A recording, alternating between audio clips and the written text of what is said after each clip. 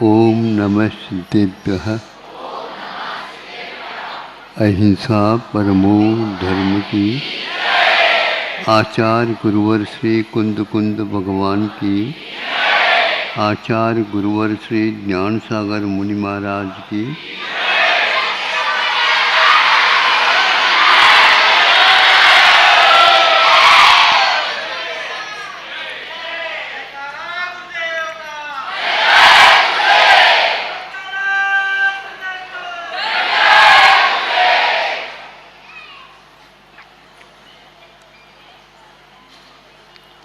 आप सुबह उठते हैं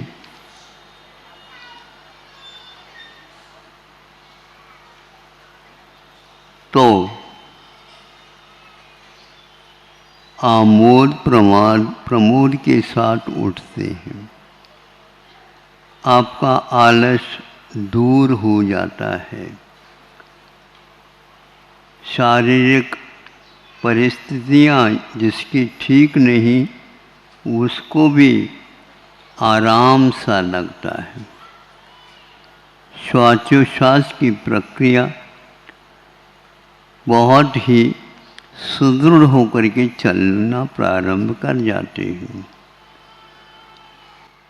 पूरब की ओर गुलाबी आभा फूटती है। सूर्य नारायण अब ऊपर आने को है, उससे पूर्व में उस आभा के द्वारा आपको इस प्रकार की परिस्थितियाँ ला करके रख देती है।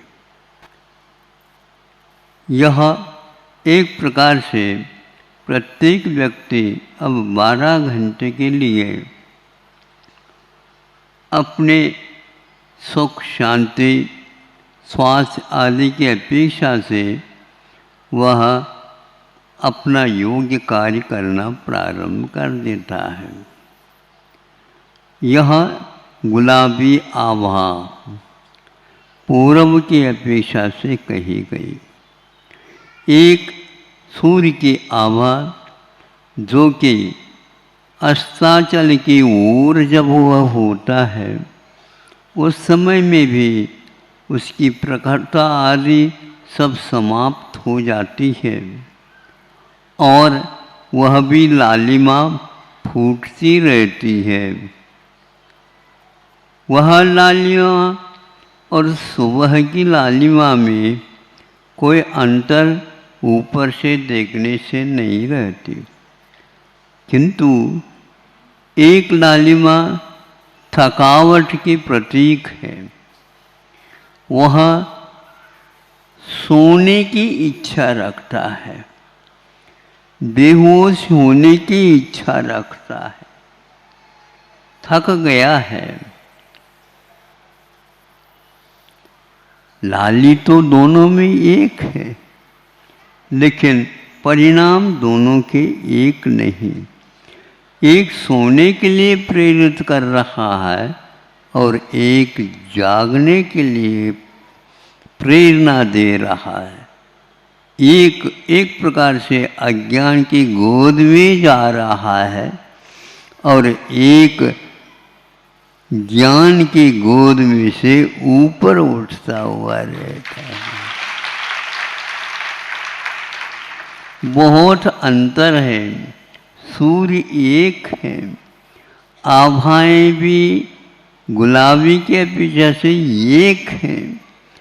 परिणाम दोनों में बहुत अंतर नज़र आता है। यह उदाहरण इसलिए दे रहा हूँ कि आप लोग जो कोई भी चेष्टाएं करते हैं उन चेष्टाओं में शुभता, सद्भाव, संयम भाव आदि जुड़े हुए रहते हैं और एक में ऐसे भाव, असंयम भाव, अशुभता, हिंसा की एक प्रकार से वृत्ति आदि होती रहती है।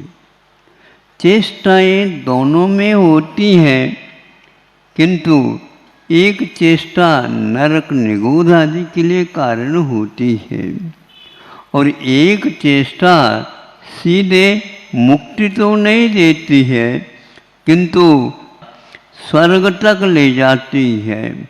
स्वर्गों में भी भेदों भेद होते हैं और आयु भी निर्धारित रहती है। वहाँ पर जाकर के भी वह जो पूरे जीवन में संयम आदि अपना लिया था, ज्ञान की आराधना की थी और मुक्ति और संसार इन दोनों में क्या अंतर है देखा था और संसार से दूर हटने के लिए जो हमारे लिए बताए गए हैं गुरुओं के द्वारा, उसका अभ्यास भी करता रहा, किंतु वह सीधा इसलिए नहीं गया, उसके पास अभी संयम है अथवा संयम का और पालन करना शेष है। तब तक वह पूर्ण नहीं होगा, तब तक वह भले ही एक बार स्वर्ग और एक बार नीचे मनुष्य भाव पा लेता है। इस शुभ और संयम के साथ जो कार्य करता है, उसके द्वारा प्रशस्त प्रकृतियों का बंध होता है कि निश्चित है, किंतु वह बंध एक प्रकार से कर्म निर्जरा के साथ होता है। वह अशुभ प्रकृतियों का जो पूर्व में भव बंद किया था, उसको निर्जरित करने का यदि कोई साधन है तो वह शुभ संयम और शुभ चेष्टाएं आदि आदि हैं। अशुभ के द्वारा अशुभ का बंध होता है तो शुभ के द्वारा अशुभ की निर्जरा और शुभ का बंध होता है। बंध हमेशा हमेशा बंध ही नहीं रहता, किंतु उसका संबंध देव गुरु शास्त्र के साथ होता है। उसके द्वारा संसार का विकास नहीं होता, किंतु संसार से दूर हटने का, संसार के विनाश का वह साधन बनता है। इसलिए कोई कुछ कह सकते हैं, सुना होगा आपने, दोनों एक ही है, क्योंकि एक ही सूर्य की दोनों लालिमा हैं और लालिमा तो लालिमा ही है, बंध का कारण है। ऐसा नहीं। ये आत्मानुशासन में गुणभद्र महाराज जी ने ये लिखा है कि एक लाली तो जगाती है और एक लाली सुलाती है। इसलिए सुलाने वाले माँ नहीं होती, वह माँ एक प्रकार से हमेशा जगाती है और विषय वासना आपको जगाती हुई नहीं, किंतु सुला देती है। अनंत काल से आप सोते हुए आए हो, एक बार जगाने वाली माँ की आप आराधना अवश्य करो। अहिंसा परमो धर्म की। आचार्य गुरुवर श्री ज्ञान सागर मुनि महाराज की। विद्यासागर जी महामुनि राज की। सब कुछ निश्चित होता है, किंतु कब होता है तो वह हम नहीं बता सकते। क्यों होता है हमें देखने को नहीं मिलता, किंतु आकस्मिक भी होता है। उसके लिए कोई निमंत्रण देने की आवश्यकता नहीं होती। वो क्या है? मृत्यु। हर एक व्यक्ति मृत्यु से घबराता है, लेकिन मृत्यु निश्चित है। कब? बता नहीं सकते, लेकिन बता सकते आगम वह है आयु का अभाव। दीपक में तेल समाप्त हुआ, दीपक बुझ जाता है। तेल कितना है ये तो आपको ज्ञात है, लेकिन कभी कभी वह तेल एकदम समाप्त हो जाता है किसी घटना से, तो उस समय वह तेल प्रकाश न दे करके एकदम फबक जाता है। आजकल तो लाइट है, वो फबकना भी संभव नहीं, लेकिन कभी कभी वो भी फबक जाता है तो गोल हो जाती है। जीवन का बुझ जाना यह मृत्यु है।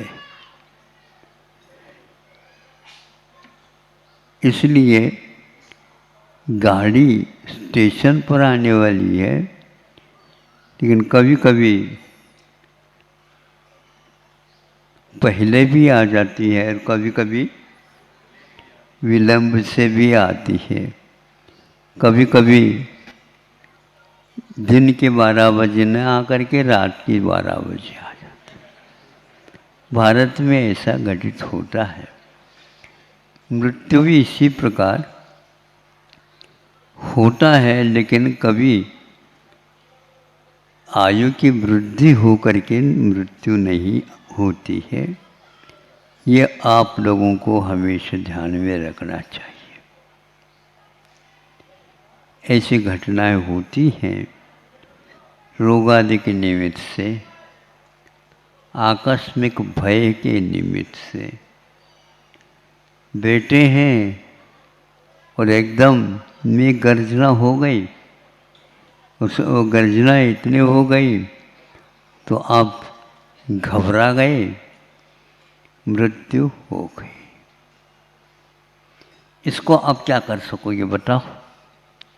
नहीं कर सकते। तो यह एक आश्चर्य है, 9 द्वार इस शरीर में होते हुए भी वैसे रोम रोम में वो एक प्रकार से छिद्र है, उससे प्राण कभी भी निकल सकते। किंतु आश्चर्य यह है, इन बिलों के उपरांत भी वह जीव बाहर नहीं निकल पा रहा है। और यदि आयु पूर्ण हो जाए किसी निमित्त से या स्वभाव से, तो यहाँ पड़ा रहेगा शरीर। इसलिए आचार्यों ने हम लोगों को कहा है, जिंदगी के बारे में ज़्यादा मत सोचो, मृत्यु के बारे में ज़्यादा सोचो। भव्य प्राणी ही यह कार्य इस प्रकार कर सकता है। तेल नोन लकड़ी में 100 वर्ष भी निकाल दे, किंतु 100 सेकंड भी जो व्यक्ति मृत्यु के बारे में नहीं सोचता, उसका भविष्य आगे क्या होना है प्रभु तो जानते हैं, लेकिन जाना जाता है। आपके आयु को जानने के लिए प्रभु नहीं हुए, वो स्वस्थ हैं, स्वस्थ सभी रहें, इसके लिए। स्वस्थ का अर्थ शरीर में रह रहा ये स्वस्थ नहीं है। स्वस्थ का अर्थ अपने आत्मा के चिंतन में जो रहता है वह स्वस्थ माना जाता है।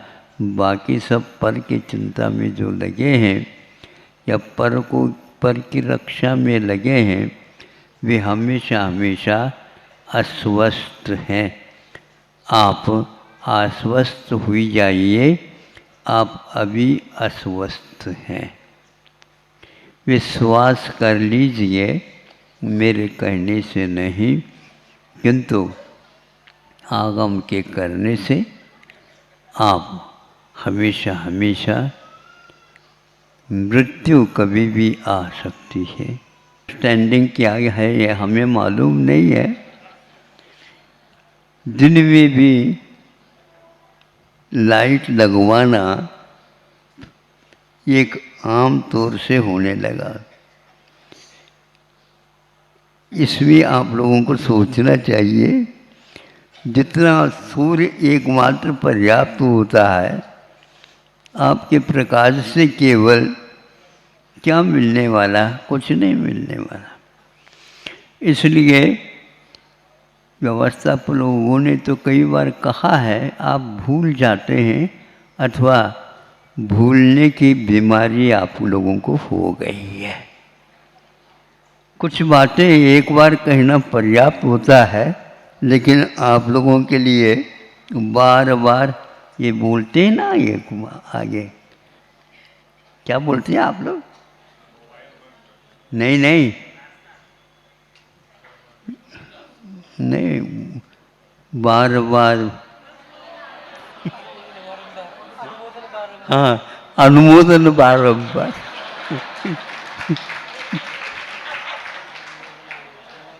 ये काय के अनुमोदन है भैया, जाने की? तो ये सोचो, कोई भी अच्छा काम होता है तो ठीक है, लेकिन उसको बार बार कहना भी अच्छा नहीं। जबरदस्ती आप अनुमोदना न करवाओ। एक बार कहने से वो समझ लेते। समय मैं जो दे रहा हूँ वह बहुत है, पर्याप्त। आप ज़्यादा क्यों ले रहे हैं? हमने तो आपको इस प्रकार समय दिया नहीं। बिठा करके यदि छीना झपटी सीख रहे हो तो हमें वो अच्छा नहीं लगता। अहिंसा परमो धर्म।